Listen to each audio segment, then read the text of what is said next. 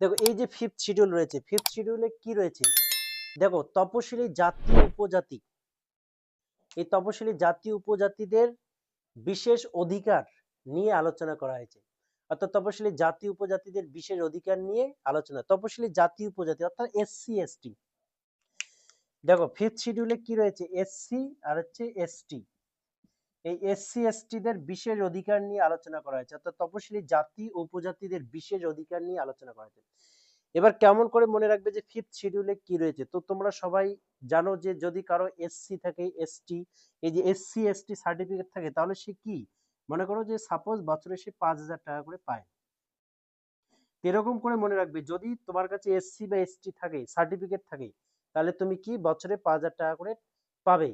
তো এটা থেকে মনে রাখবে 5, এসসি এসটি থাকলে কি হবে 5,000 টাকা করে পাবে। তো এসসি এসটি অর্থাৎ তপশিলি জাতি উপজাতিদের জন্য যে বিশেষ অধিকার এবং তাদের যে শাসন ব্যবস্থা, সেগুলো নিয়ে আলোচনা করা হয়েছে কোথায়, 5 নম্বর শিডিউলে। কিন্তু এসসি এসটিদের 5,000 টাকা করে দেওয়া হবে। এবার হচ্ছে কি দেখো 6 নম্বর শিডিউলে কি,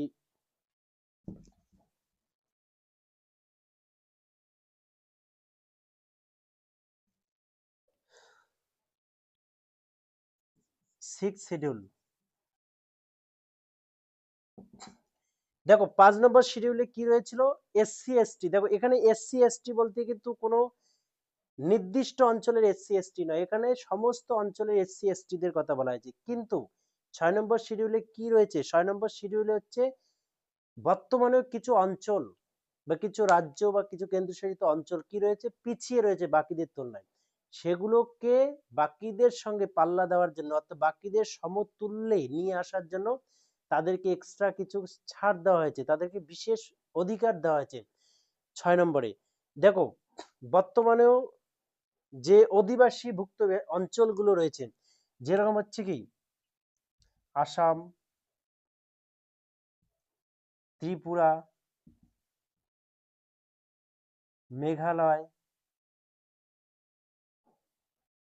মিজোরাম, দেখো এই যে 4টা অঞ্চল রয়েছে, এই 4টা অঞ্চল বর্তমানে এখনো কিন্তু বাকিদের তুলনায় পিছিয়ে রয়েছে।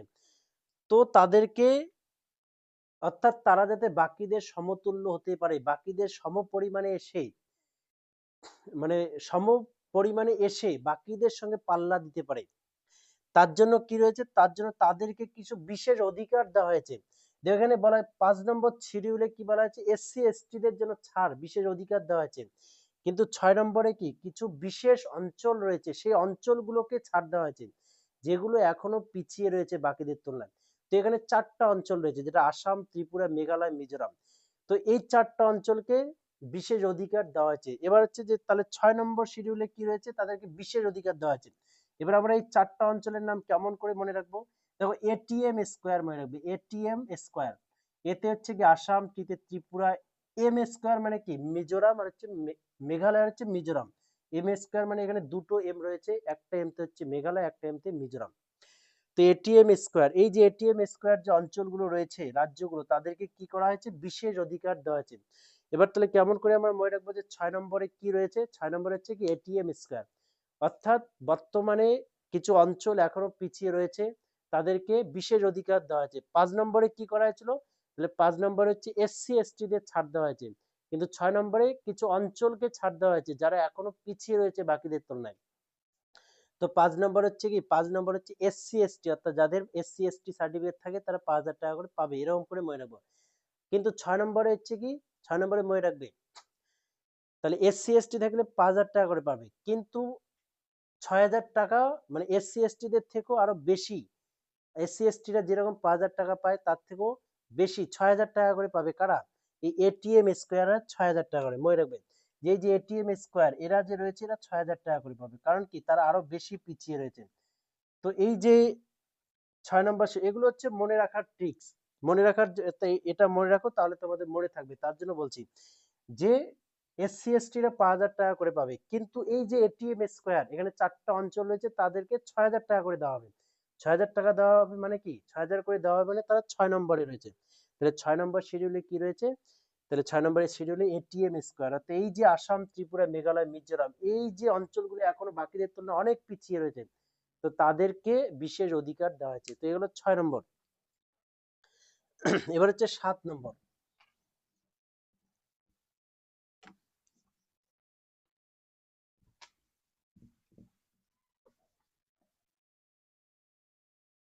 দেখো এবার হচ্ছে 7 নম্বর, 7th শিডিউল। 7th শিডিউল, তো 7th শিডিউলে কি রয়েছে? দেখো 7 থেকে মনে রাখবে, 7 নম্বর শিডিউলে কি রয়েছে? এখানে হচ্ছে অর্থাৎ ডিভিশন অফ পাওয়ার রয়েছে। মানে কি? মানে হচ্ছে কেন্দ্র ও রাজ্য সরকার যে রয়েছে তাদের হচ্ছে যে শাসন, সেই শাসনটাকে কি করা হয়েছে? অর্থাৎ ডিভাইড করে দেওয়া আছে 7 নম্বরে। 7 নম্বরে হচ্ছে কি, অর্থাৎ কেন্দ্রীয় সরকার ও রাজ্য সরকারের মধ্যে যে ক্ষমতা, এক কথায় অর্থাৎ এক কথা হচ্ছে কি, কেন্দ্র রাজ্য সরকারের মধ্যে যে ক্ষমতা, সেই ক্ষমতাটাকে দুই ভাগে ভাগ করা হয়েছে। অর্থাৎ কেন্দ্রীয় রাজ্য সরকারের মধ্যে ক্ষমতার বন্টন, অর্থাৎ এক কথা বলতে পারে কি, কেন্দ্রীয় ও রাজ্য সরকারের মধ্যে ডিভিশন অফ দ্য পাওয়ার। তাহলে 7 নম্বরে কি রয়েছে? 7 নম্বরে হচ্ছে ডিভিশন অফ দ্য পাওয়ার রয়েছে, অর্থাৎ কেন্দ্রীয় ও রাজ্য সরকারের মধ্যে, কেন্দ্র ও রাজ্য সরকারের মধ্যে, কেন্দ্র রাজ্য সরকারের মধ্যে ক্ষমতার বন্টন। তাহলে কেন্দ্র ও রাজ্য সরকারের মধ্যে ক্ষমতার বন্টন রয়েছে। তাহলে দেখো কেন্দ্র ও রাজ্য সরকারের মধ্যে কি রয়েছে? ক্ষমতার বন্টন রয়েছে। দেখো অর্থাৎ এক কথা হচ্ছে division of the power between union and the states. অর্থাৎ দেখো এখানে বলা হয়েছে কি, এখানে হচ্ছে কোন কোন ক্ষমতা কেন্দ্রীয় সরকারের হাতে থাকবে, কোন কোন ক্ষমতা রাজ্য সরকারের হাতে থাকবে, এটাই এখানে বলা হয়েছে। অথবা এছাড়াও আরো কিছু ক্ষমতা রয়েছে যেগুলো হচ্ছে দুজনের অধিকারেই থাকবে, অর্থাৎ কেন্দ্রীয় সরকারের অধিকারে থাকবে, আবার রাজ্য সরকারের অধিকারেও থাকবে। তো এখানে এটাই বলা হয়েছে যে দেখো এখানে 3টি তালিকার মধ্য দিয়ে কেন্দ্রীয় সরকার ও রাজ্য সরকারের যে ক্ষমতা সেগুলোকে অর্থাৎ বিভাজন করা হয়েছে। দেখো 3টি তালিকার মধ্য দিয়ে, একটা হচ্ছে কেন্দ্রীয় তালিকা,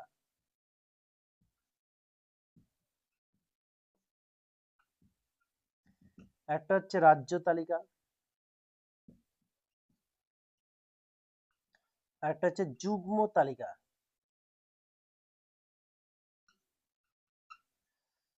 দেখো 3টি তালিকার মধ্য দিয়ে এই ক্ষমতাগুলোকে বিভাজন করা হয়েছে।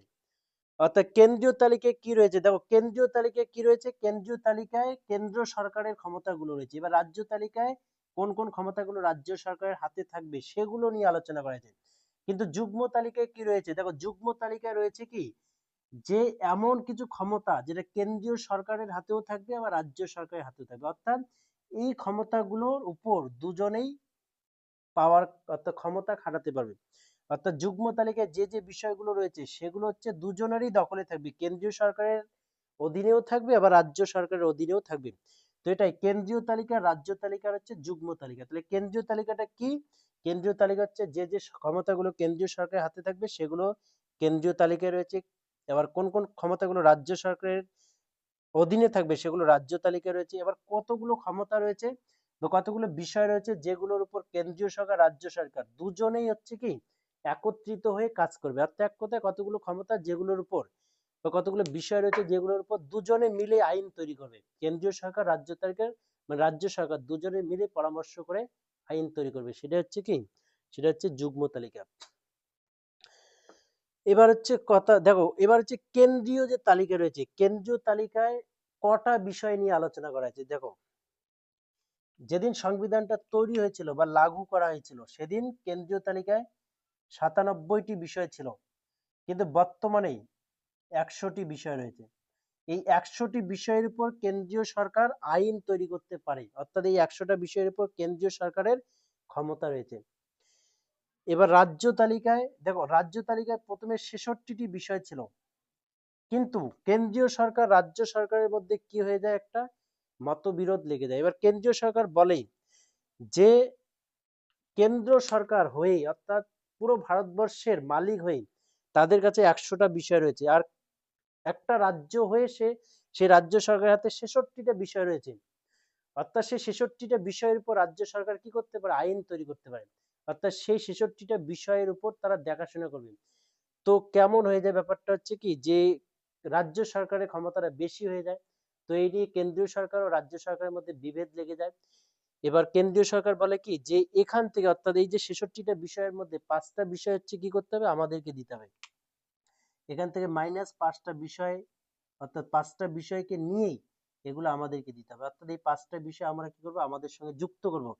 কিন্তু এটা নিয়ে মতবিরোধ লেগে যায়। কারণ কি, দেখো এই যে বিষয়গুলো রয়েছে এগুলোর উপরেই কিন্তু সরকার, অর্থাৎ সরকারের যারা নেতা নেত্রী রয়েছে তারা কি করেন, দেখো সাপোজ এই যে 66টা বিষয়ের মধ্যে সাপোজ মনে করো একটা বিষয় হচ্ছে কি, একটা হচ্ছে ব্রিজ তৈরি করা হবে, অর্থাৎ রাস্তাঘাট নির্মাণ। এবার ওই রাস্তাঘাটটা যখন তৈরি করা হবে তখন কি করা হবে, অর্থাৎ এই রাস্তাঘাটে যদি 5 কোটি টাকা ধার্য করা হয়, সেই 5 কোটি টাকার মধ্যে 1 কোটি টাকা হয়তো সেই রাস্তায় খরচ করা হবে, কিন্তু যে বাকি যে 4 কোটি টাকা সেগুলো নেতা নেত্রীর পকেটে চলে যাবে। তো দেখো, তো মেন যে অর্থাৎ এই যে নেতাদের যে ইনকামের সোর্স, সেই সোর্স গুলো হচ্ছে এই বিষয়গুলো। এই বিষয়ের উপর তারা কাজ করলে সেখান থেকে কিছু টাকা পায় এবং সেগুলোই পকেটে ঢোকায়। তাছাড়া হচ্ছে কি তাদের লাভটা তাহলে কি হবে। তো এই নিয়েই তখন কি হয়ে যায়, দুজনের মধ্যে বচসা লেগে যায়। এবার এরপর কি হয়, এরপর তখন রাজ্য সরকার বলে যে যে আমরা এই 5টা বিষয় আপনাদেরকে দেবো না, এই 5টা বিষয় আমরা কি করব, এই 5টা বিষয় আমরা হচ্ছে যুগ্ম তালিকায় রেখে দেবো। তাহলে দেখো আগে করা ছিল 66টা, 5টা যদি চলে যায় তাহলে বর্তমানে কটা রয়েছে, 61টা বিষয় রয়েছে রাজ্য তালিকায়। এবার 5টা বিষয় তারা কাকে দিয়ে দিল, যুগ্ম তালিকা। এবার যুগ্ম তালিকাটা হচ্ছে এমন একটা তালিকা যে যেটা উপর কেন্দ্রীয় সরকার রাজ্য সরকার দুজনেই পরামর্শ করে কি করতে পারে, আইন তৈরি করতে পারে। এবার যুগ্ম তালিকায় দেখো আগে ছিল 47টি বিষয়, তাহলে 5টা যুক্ত হলে তাহলে বর্তমানে টোটাল কটা রয়েছে, 52টি বিষয় রয়েছে। তাহলে এটা মনে রাখবে, কেন্দ্রীয় তালিকায় আগে 97টা বিষয় ছিল, বর্তমানে 100টা। রাজ্য তালিকায় আগে 66টা বিষয় ছিল, বর্তমানে 61টা। আর যুগ্ম তালিকায় আগে 47টা বিষয় ছিল, বর্তমানে 5টা যুক্ত হয়েছে, বর্তমানে টোটাল 52টা। তো দেখো এবার কথা হচ্ছে কি, এই যে যুগ্ম তালিকা, এবার এই যুগ্ম তালিকায় যে বিষয়গুলো রয়েছে সেই বিষয়গুলোর উপর সাপোজ মনে করো মাধ্যমিকের সিলেবাস, সে মাধ্যমিকের অর্থাৎ এই যুগ্ম তালিকায় সাপোজ মনে করো মাধ্যমিকের সিলেবাস রয়েছে। এবার কেন্দ্রীয় সরকার বলছে আমরা সেটাকে চেঞ্জ করব, রাজ্য সরকার বলছে আমরা চেঞ্জ করব না। তাহলে এই দুজনের মধ্যে যদি বিবাদ লেগে যায় তাহলে কার কথাটা মানা হবে। তো এখানে বলা হয়েছে কি, দেখো এখানে এই যে যুগ্ম তালিকায় যে বিষয়গুলো রয়েছে সেগুলোর উপর মেনলি দুজনেই, অর্থাৎ কেন্দ্রীয় সরকার রাজ্য সরকার দুজনে পরামর্শ করে আইন তৈরি করবে বা সেগুলোর উপর বিষয়ের উপর কাজ করবে। কিন্তু সাপোজ যদি দুজনের মধ্যে তর্ক বিতর্ক লেগে যায় তাহলে কার কথাটা, মতভেদ লেগে যায় তাহলে কার মতভেদটা, অর্থাৎ কার মতটা ধরা হবে। দেখো দুজনের মধ্যে যদি মতভেদ লেগে যায় তাহলে হচ্ছে কেন্দ্রীয় সরকারের মতটাকেই প্রাধান্য দেওয়া হবে, রাজ্য সরকারের মতটাকে কিন্তু প্রাধান্য দেওয়া হবে না। তো এটাই মনে রাখবে, যুগ্ম তালিকায় দুজনের উপর, অর্থাৎ যুগ্ম তালিকায় যে বিষয়গুলো রয়েছে সেগুলোর উপর দুজনেই আইন তৈরি করতে পারেন। কিন্তু যদি দুজনের মধ্যে মত পার্থক্য লেগে যায় তাহলে কিন্তু রাজ্য সরকারের মতটাকে ধরা হবে না, কেন্দ্রীয় সরকারের মতটাকেই ধরা হবে।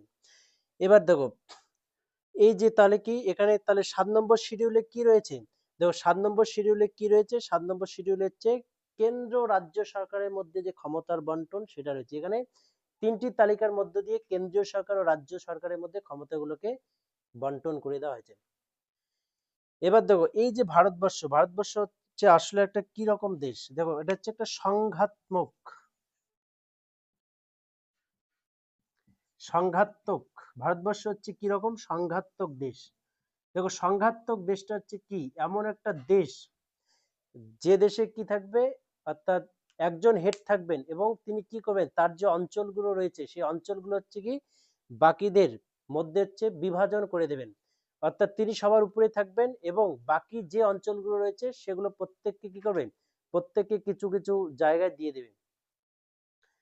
তো দেখো তাহলে এটা মনে রাখবে, তো এই যে সংঘাতক দেশ, তাহলে সংঘাতক দেশটা হচ্ছে কি এমন একটা দেশ যে দেশে একজন হেড থাকবেন, অর্থাৎ তিনি মূলত সবার উপরে থাকবেন এবং তার যে অঞ্চলগুলো রয়েছে সেগুলো হচ্ছে কি করবেন, বাকিদের মধ্যে ভাগ করে দেবেন। তারা কি করবেন, তিনি উপরে থাকবেন এবং বাকিদেরকে দিয়ে দেবেন, তারা হচ্ছে শাসন করবে আর তিনি উপর থেকে হচ্ছে দেখবেন।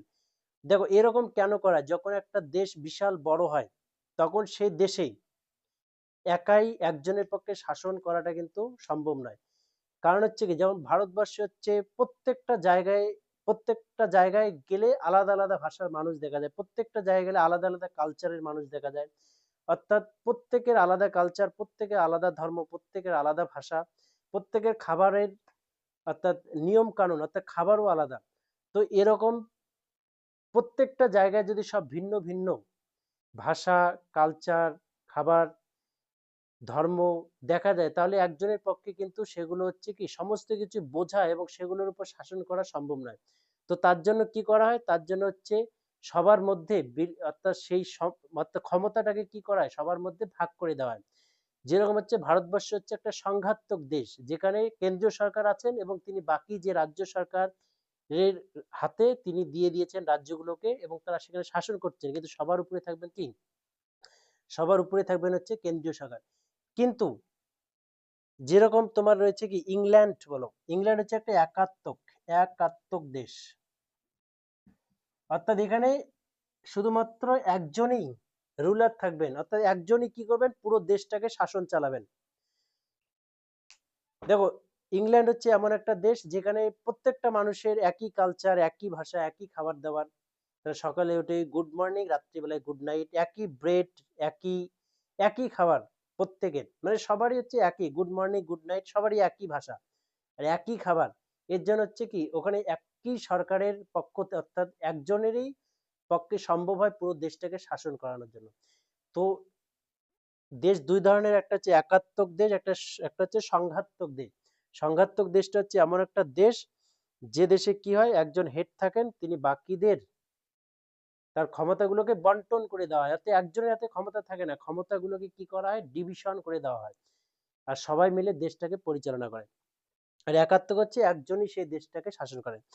কিন্তু দেখো, এখানে ক্ষমতার ক্ষেত্রে যদি দেখা যায়, তাহলে দেখা যায় কি যে যদি দুজনের মধ্যে বিভেদ লেগে যায়, কেন্দ্রীয় সরকার ও রাজ্য সরকার দুজনের মধ্যে যদি বিভেদ লেগে যায়, তাহলে কার মতটাকে ধরা হবে, দেখো তাহলে হচ্ছে কিন্তু কেন্দ্রীয় সরকারের মতটাকে ধরা হবে, রাজ্য সরকারের মতটাকে কিন্তু প্রাধান্য দেওয়া হবে না। তো ভারতবর্ষ সংঘাতক দেশ হওয়া সত্ত্বেও কিছু কিছু গুণাবলী তার একাত্মকের মতো রয়েছে। তাহলে দেখো, এটাই গেল কি, এটা হচ্ছে সেভেন্থ শিডিউলের বিষয়বস্তু। তাহলে সেভেন্থ শিডিউলে এটাই রয়েছে যে এখানে কেন্দ্রীয় রাজ্য সরকারের মধ্যে ক্ষমতার বন্টন করে দেওয়া হয়েছে, তিনটি তালিকার মধ্য দিয়ে কেন্দ্রীয় সরকার ও রাজ্য সরকারের মধ্যে ক্ষমতার বন্টন করা হয়েছে। দেখো, এরপর হচ্ছে 8 নম্বর শিডিউল।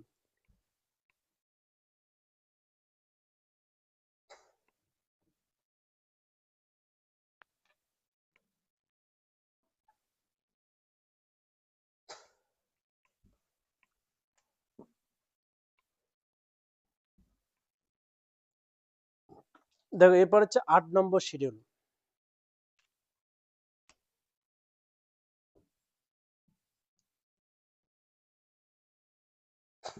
দেখো, 8 নম্বর শিডিউলে কি রয়েছে, ভাষা রয়েছে, ভাষা। অর্থাৎ ভারতীয় সংবিধানে কোন কোন দেখো, ভারতবর্ষ হচ্ছে এমন একটা দেশ যে দেশে একটা রাজ্যেরই 5-7টা ভাষা, এরকম 28টা রাজ্য রয়েছে, 8টা কেন্দ্রশাসিত অঞ্চল রয়েছে, তো মানে নানান ধরনের ভাষা এই দেশে দেখা যায়। এবার সমস্ত ভাষাগুলোকে যদি সংবিধানে প্রাধান্য দেওয়া হয় সরকারি ভাষা হিসেবে, তাহলে তো অনেক ভাষা হয়ে যাবে। তো তার জন্য কি করা হয়েছে, কিছু কিছু ভাষাকেই, অর্থাৎ যে যে ভাষাগুলোর, অর্থাৎ এক কথা হচ্ছে যে যে ভাষায় মানে কথিত লোক সংখ্যা বেশি, অর্থাৎ যে যে ভাষায় বেশি সংখ্যক লোক কথা বলে, সেই সেই ভাষাগুলোকে মেনলি সেই সংবিধানে অর্থাৎ সরকারি ভাষা হিসেবে স্বীকৃতি দেওয়া হয়েছে। তো দেখো, প্রশ্ন আসে কি, বর্তমানে আমাদের সরকারি ভাষা কয়টি, অর্থাৎ ভারতীয় সংবিধানে উল্লিখিত ভাষা। দেখো, যেদিন সংবিধানটা কার্যকরী হয়েছিল বা যেদিন সংবিধানটা তৈরি হয়েছিল, সেদিন ভারতীয় সংবিধানে 14টি ভাষা ছিল। কিন্তু বর্তমানে ভারতীয় সংবিধানে উল্লিখিত বা ভারতীয় সংবিধানে কয়টি ভাষাকে প্রাধান্য দেওয়া হয়েছে, বর্তমানে ভারতীয় সংবিধানে 22টি ভাষা রয়েছে। দেখো, তাহলে এটা মনে রাখবে, অর্থাৎ যেদিন সংবিধানটা কার্যকরী হয়েছিল সেদিন হচ্ছে কটা ভাষা ছিল, 14টা, কিন্তু বর্তমানে কটা ভাষা রয়েছে, বর্তমানে হচ্ছে 22টি ভাষা রয়েছে, কিন্তু বর্তমানে ভাষার সংখ্যা হচ্ছে 22টি। তো এটা 8 নম্বর শিডিউলে কি রয়েছে, 8 নম্বর শিডিউলে হচ্ছে ভাষা রয়েছে। এবার হচ্ছে 9 নম্বর, দেখো তাহলে হচ্ছে কি, এই যে আমরা 8টা শিডিউল দেখলাম, এই 8টা শিডিউল কিন্তু যেদিন সংবিধানটা তৈরি হয়েছিল সেদিন থেকেই এই 8টা শিডিউল ভারতীয় সংবিধানে ছিল। কিন্তু সময়ে সময়ে কি করা হয়, সময়ে সময়ে সংবিধানটাকে সংশোধন করা হয় এবং আরো কতগুলো শিডিউলকে ভারতীয় সংবিধানে যুক্ত করা হয়। তো আগে 8টা শিডিউল ছিল, বর্তমানে 12টা শিডিউল, অর্থাৎ বাকি যে পরের 4টা শিডিউল, সেই 4টা শিডিউল কিন্তু বিভিন্ন সংশোধনী আইনের মধ্য দিয়ে ভারতীয় সংবিধানে যুক্ত করা হয়েছিল। এবার দেখো, এবার 9 নম্বর শিডিউলটা আমরা দেখবো কি কততম সংবিধান সংশোধনীর মধ্য দিয়ে সেটাকে ভারতীয় সংবিধানে যুক্ত করা হয়েছে এবং 9 নম্বর শিডিউলের বিষয়বস্তু কি।